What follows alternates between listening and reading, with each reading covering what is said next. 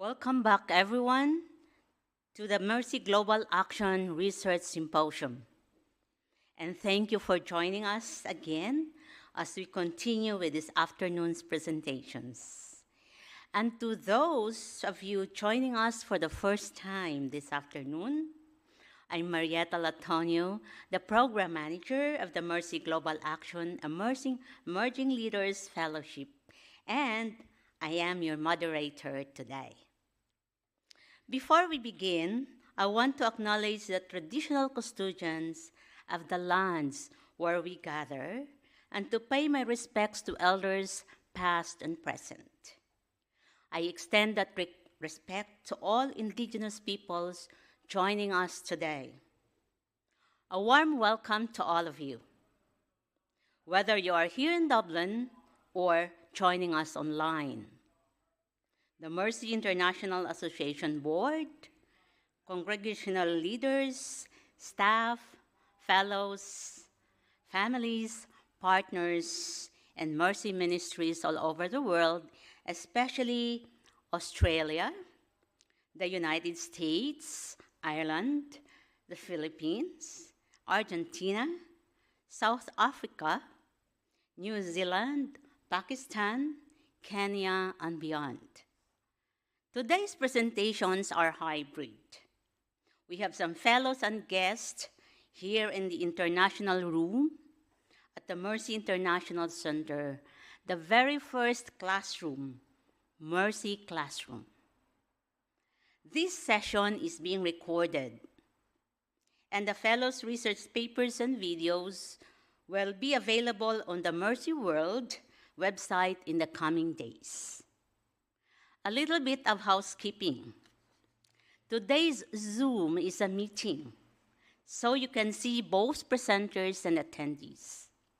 For best viewing, switch to presenter view in the top right of your screen. Please mute yourself during the presentations. We'll have about 15 minutes of Q&A after each talk.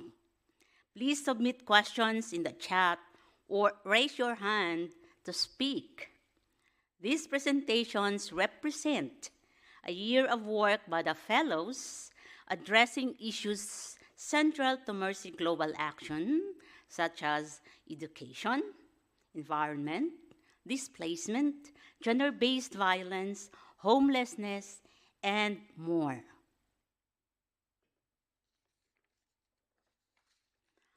Our first presenter this afternoon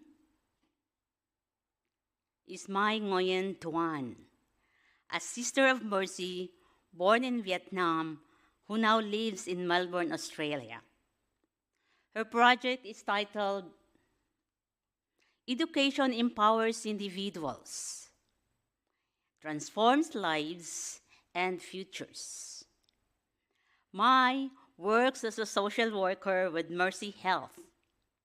Inspired by the Sisters of Mercy who serve in refugee camps, she brings deep compassion to her ministry. She describes the Emerging Leaders Fellowship as transformative, experience in human rights, social justice, and leadership development. Mai, the floor is yours.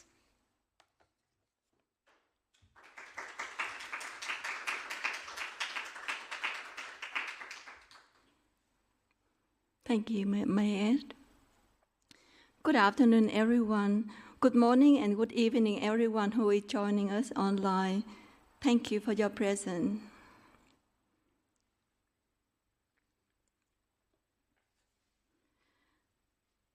My research topic is Education Empowers Individuals, Transform Life and Future.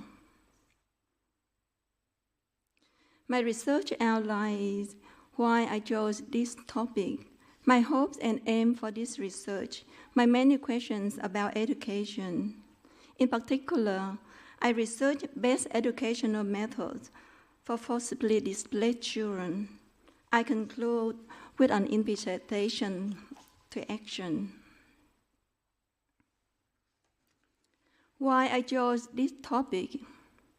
My personal experience of being a refugee child, desperate to go to school, and knowing my mother's desire for her children to be educated, and also knowing my parents made every sacrifice they could for their children to have the best education, even though they did not have opportunity to have education themselves.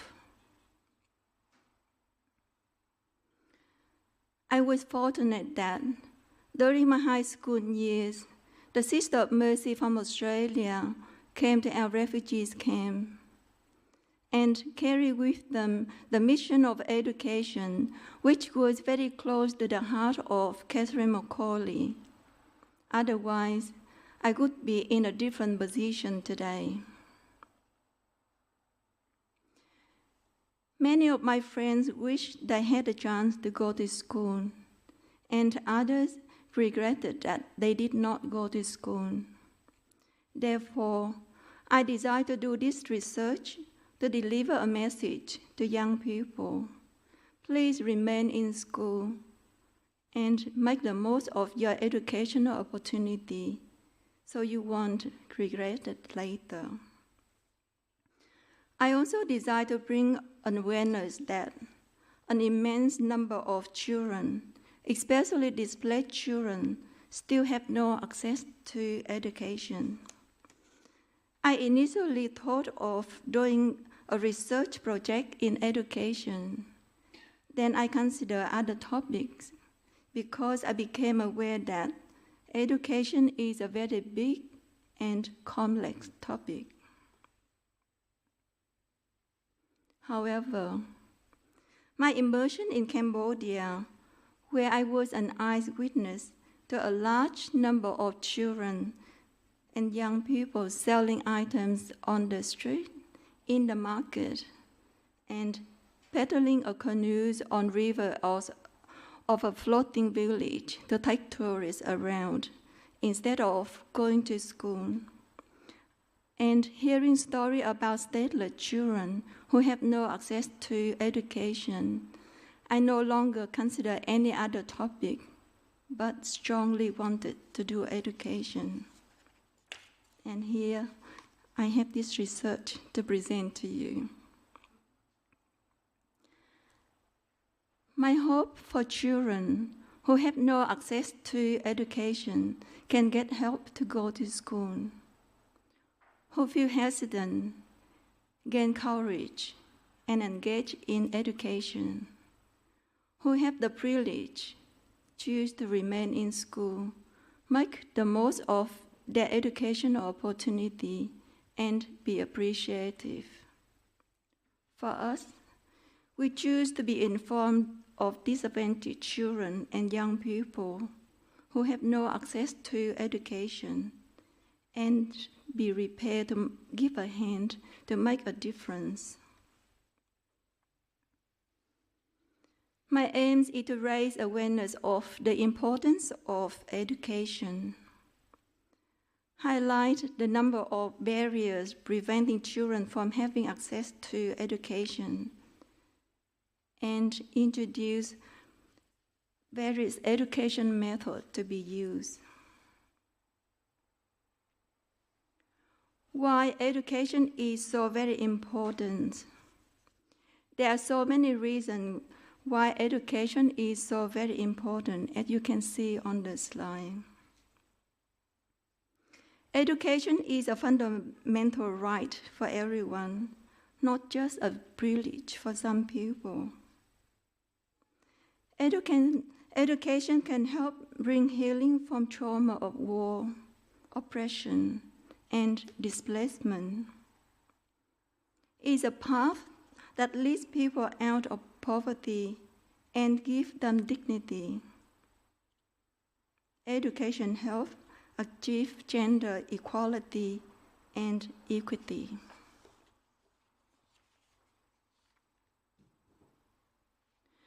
The importance of education is recognized by so many people, such as the late Nelson Mandela, the first president, a most respected and an inspiring leader of South Africa, said, Education is a most powerful weapon which you can use to change the world. Mr. Antonio Guterres, the current United Nations Secretary General, has said, education is a fundamental human right, central to the dignity and empowerment of individuals, to driving sustainable development and building peace. Why should we be concerned about education today? We have so many children and young people have no access to education. According to the previous UN SDG report, World Bank, World Vision, UNESCO, and Global Citizen, there were 250 million children and young people have no access to education worldwide. Out of this number, 122 million was girls. However, according to the UN SDG report 2025, which was released recently, as of 2023, the number has increased to 272 million. It was 2 years ago. It means as of today, the number would be nearly 300 million. If we don't do anything now, by 2030, another 84 million children and young people will be out of school. 300 million will lack adequate basic literacy and numeracy. Only 1 in 6 will achieve the universal secondary completion target. Mr. Antonio Guterres has said, with just only 5 years to reach the SDG, we need to shift into overdrive. The UN is recognizing the importance of education. In 1948, education is Article 26 out of 30. Today, education is the 4th of the 17 SDG. Education is the key that will allow many other sustainable development goals to be achieved. Why is education especially important for forcibly displaced children? The phrase forcibly displaced children in my research, I would like to include refugee children, asylum-seeking children, children in need of international protection, internally displaced children, returnee children, and stateless children. Education prepares displaced children with knowledge and skill. Education helps to understand their legal rights, work right, and be treated with respect. There were about 14.8 million school-age refugee children. 49% had no access to education. This means about 7.2 million children have no access to education. This statistic is only about refugee children. Other categories were about 35 million, and about 17.7 million have no access to education. Why is education particularly important for displaced girls? It is important to ensure that girls receive quality education, to empower them, develop their knowledge and leadership skills, to understand their rights and the potential, to reduce the gap of gender inequality, to accept employment, eradicate poverty, and prevent exploitation, child labor, child marriage, and early pregnancy. Importantly, A girl's education is an investment in her future. It is also an investment in the future of our world. Jasmine Sharif, the Executive Director of Education Cannot Wait, stated, "Without education as a foundation, you cannot end extreme poverty. If you don't have education for girls, you will never achieve gender equality." I have some video links in my writing paper, and I invite you to watch what education could make for difference for children and girls. There are a lot of barriers that prevent children from having access to education, and here I can only name a few. Poverty and hunger. Even though some children have access to free primary and secondary education, their family may not have money to buy uniform and school books or to pay other costs. Being a female, girls are forced into early marriage. Boys are given preference if parents cannot afford to send all of their children to school. Limited place in secondary, university, and the cost is very expensive. Parents who don't value education impose labor on their children. Civil war, political instability, and tribal conflicts. There are different factors that contribute to a child achieving quality education. Giving everyone the same is not necessarily the best starting point. Everyone's needs are different. This means refugees and disabled children may need more help. What is emerging or has surprised me? The effects really amaze me. 171 million could escape extreme poverty if they could only read. 60 million people could live above the poverty line if they had just 2 more years of schooling. 420 million people could escape poverty if they could complete secondary school. That reduces half of the poverty population of our world. How can my project help to make a difference?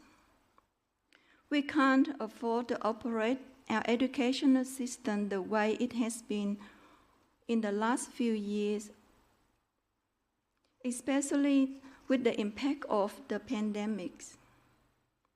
Otherwise, we will never achieve SDG 4.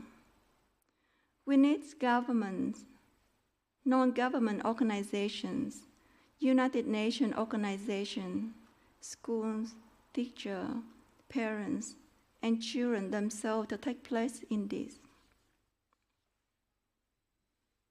Governments. There is a lot governments can do, such as free pre-primary, primary, and secondary education, especially compulsory primary education for both girls and boys, including marginalized and disabled children, to ensure that quality education is accessible to all, leaving no one behind. Sadly, only 25% of countries make it compulsory, and 50% of countries provide it for free. Refugee children still do not have the same access to education as non-refugee children. Government needs to provide a policy to include displaced children, actively promote girls to access education.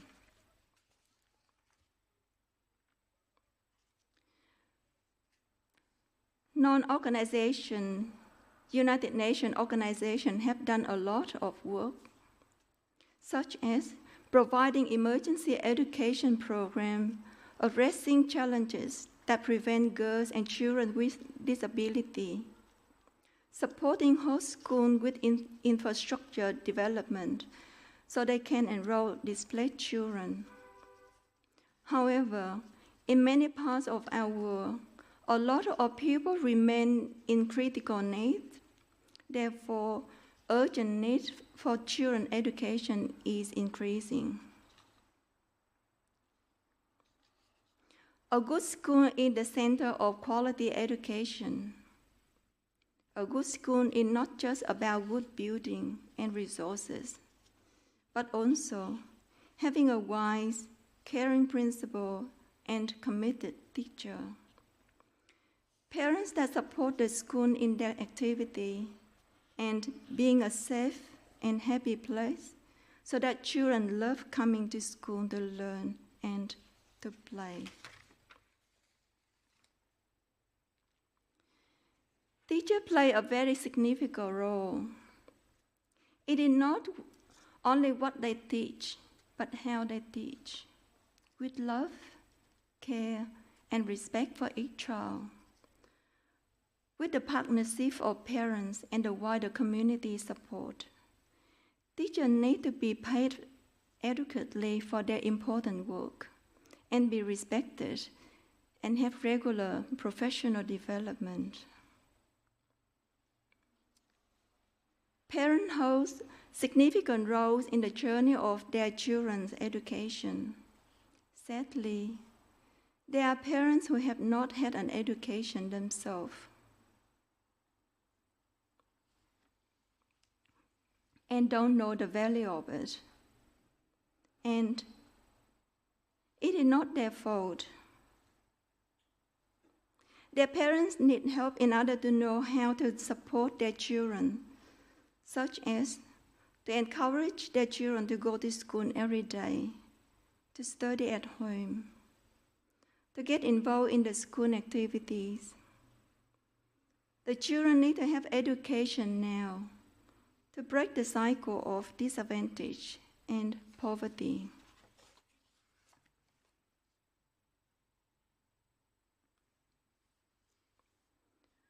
The student holds a significant part. As a student, I received most of my secondary education in refugees camp without my family. My first message to students: please remain in school, stay focused, and have a strong dream for your future. Every little piece of schooling is something valuable, so don't take it for granted. In order to help children in education, I have found 3 remarkable educational methods that can be used in various situations. Education for a world in crisis. When children are living in a crisis situation, it is important to provide education for them so that their learning is not interrupted. Even if we just have a class in a tent or under a tree, education gives them security and hope for their future. There are adults who may not be trained teachers in this situation, but they can be very supportive and encouraging, mentor, and help children begin to heal from their traumatic experiences. Education in an ideal world. The Montessori method is an excellent one. It is a child-centered, has creative resources, and takes place in an open classroom with children in all ages. The children support and learn from each other. They provide well-trained teachers.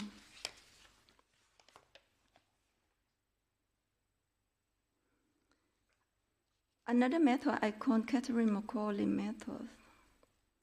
Before the Montessori, there was Catherine Macaulay method. Catherine went to France to learn the best method for teaching children. Catherine also deliberately chose to bring the poorer children to her school and make sure they had the best qualified teacher and teacher aide for them. She saw love and respect for all the children and valued her teacher and gave them what they needed to do their job well. Pope Francis preached about the right for refugees and displaced children to access education. The two messages, which are on the screen, show that he knew the children could make a valuable contribution, either to their new country or their home country if they choose to return. The Pope reminded us how to welcome and caring for foreigners is like welcome Christ, and we need to be reminded often.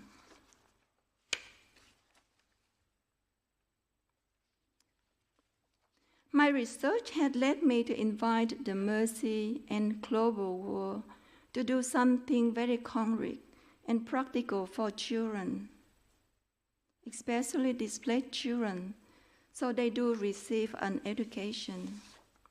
You are invited to do likewise. Before I conclude my presentation, I express my sincere thank you to everyone for your presence here and online, to support us and to listen to our presentations.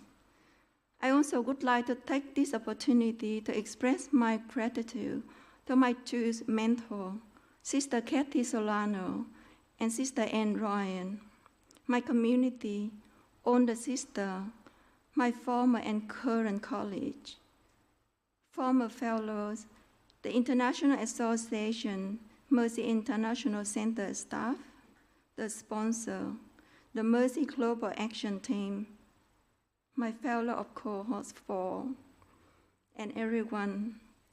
I am very grateful for your support in various ways in order for me to reach to this point. Thank you.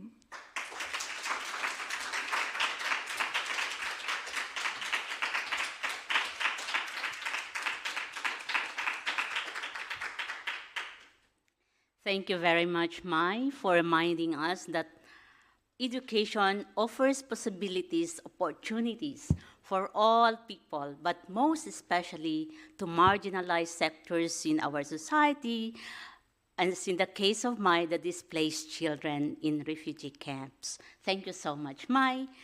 And so we open the floor to questions, and there is a question from the online participants. Angela, please. Thank you. There's many comments here, Mai. One is extraordinary testimony from Mai. Her comment, her wish for children in difficult situations will stay with us for a long time, even if we have a class in a tent or under a tree. And then Tylea Oladipo says, thank you, Mai, for highlighting the difference between equality and equity in education for refugee children. How can the Mercy World and beyond help strengthen your efforts from a distance in ways that truly make an impact?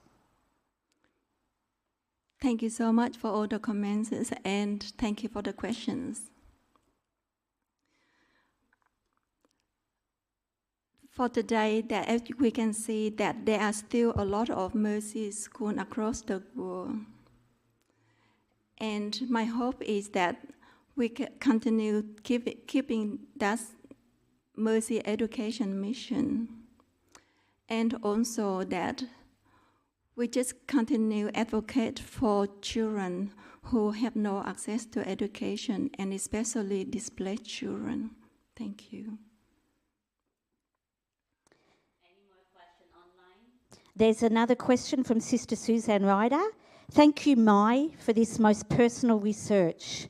What I wonder is if you have hope that relevant education might really reach the displaced girls that you have identified so well through your research. Thank you again for the questions. For me, it is important that we just be open and with an open heart, open mind, and open eyes. Because children and people need help all around us, and also in every way that we can to help and open our hands to help them. Thank you.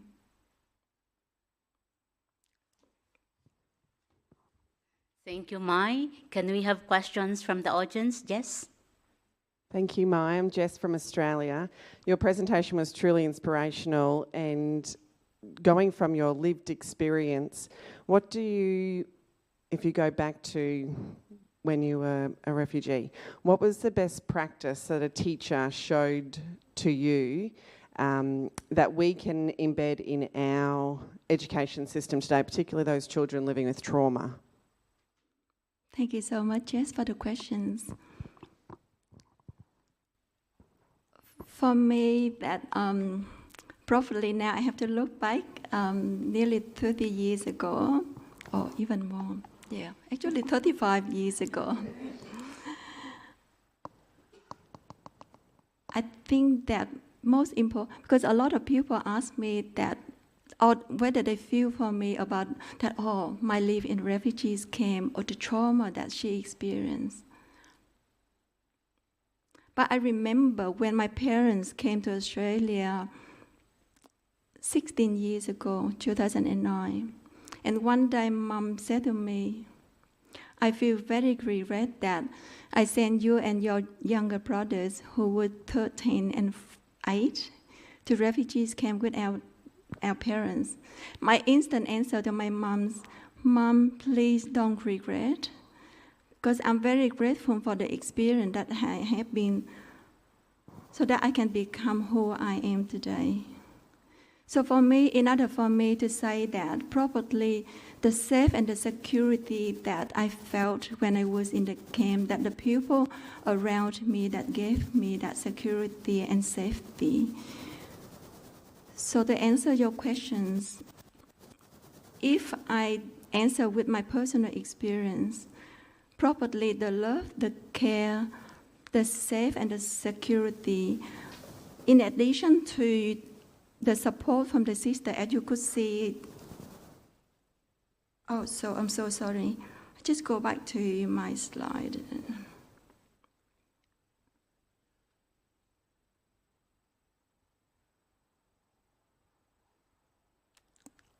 I have to go back from the beginning.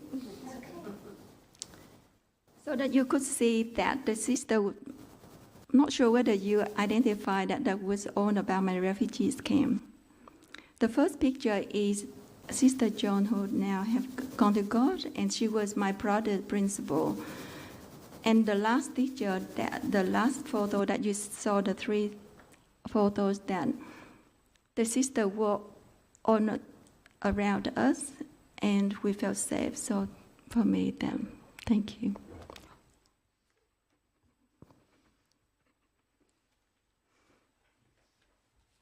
Thank you, Mai, and that reminds the sister had a great implication on the life of Mai.